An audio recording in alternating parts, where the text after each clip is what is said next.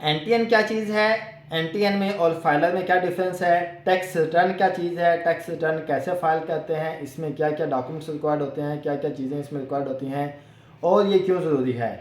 क्या return file करने के बगैर हम फाइलर नहीं बन सकते या फाइलर बनने के लिए हमें 2 साल की रिटर्न फाइल करना लाजमी है।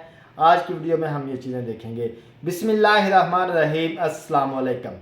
नाज़रीन, मैं हूं एडवोकेट आसिफ नदीम और आप देख रहे हैं मेरा यूट्यूब चैनल और फेसबुक पेज। जी नाज़रीन, आज आपके सामने हाजिर हूँ नई वीडियो नए टॉपिक के साथ। और आज का जो हमारा टॉपिक है वो है एनटीएन और फाइलर के दरमियान डिफरेंस देखने के लिए।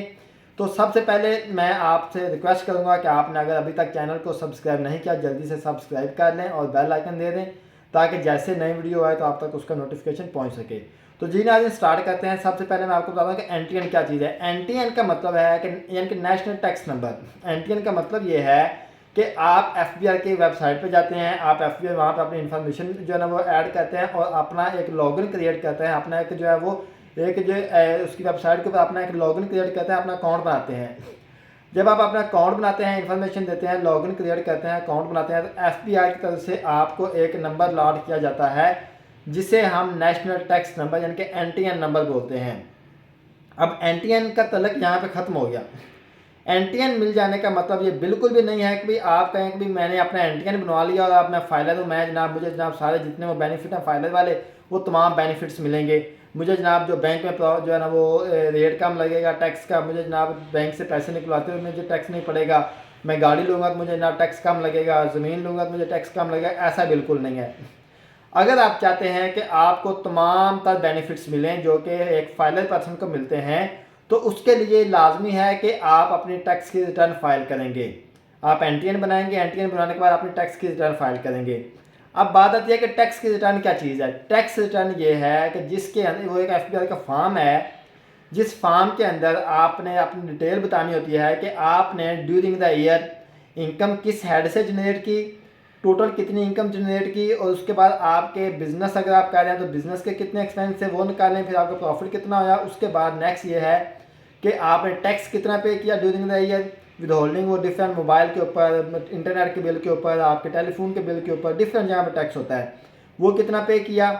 फिर आपने पर्सनल एक्सपेंस कितने किए, अपने एसेट्स कितने बनाए और उसके बाद बैलेंस आपके पास कितना है। ये तमाम डिटेल्स जो है ये आपने उस फॉर्म के अंदर ऐड करनी होती हैं। तो इस फॉर्म को बोलते हैं टैक्स रिटर्न, यानी कि रिटर्न आपने बताना है कि आपके पास क्या चीज़ आई, ठीक है। तो इसे टैक्स रिटर्न बोलते हैं। अब यह है कि जब तक आप एनटीएन बनाने के बाद अपनी रिटर्न फाइल नहीं करेंगे तो आप फाइलर नहीं होंगे। अब यहाँ पे एक और बहुत कॉमन क्वेश्चन पूछा जाता है, बल्कि बार बार क्लाइंट्स की तरफ से आता है कि सर फ्रेश फाइलर बनना है। और जब उनको बोलते हैं कि फ्रेश फाइलर के लिए आपकी 2 साल की रिटर्न जमा होगी तो वो कहता है कि 2 साल की क्यों होगी, मैं तो अभी नया, मैं तो अभी एनटीएन बना तो मैं पिछले 2 साल की क्यों रिटर्न जमा कराऊँ।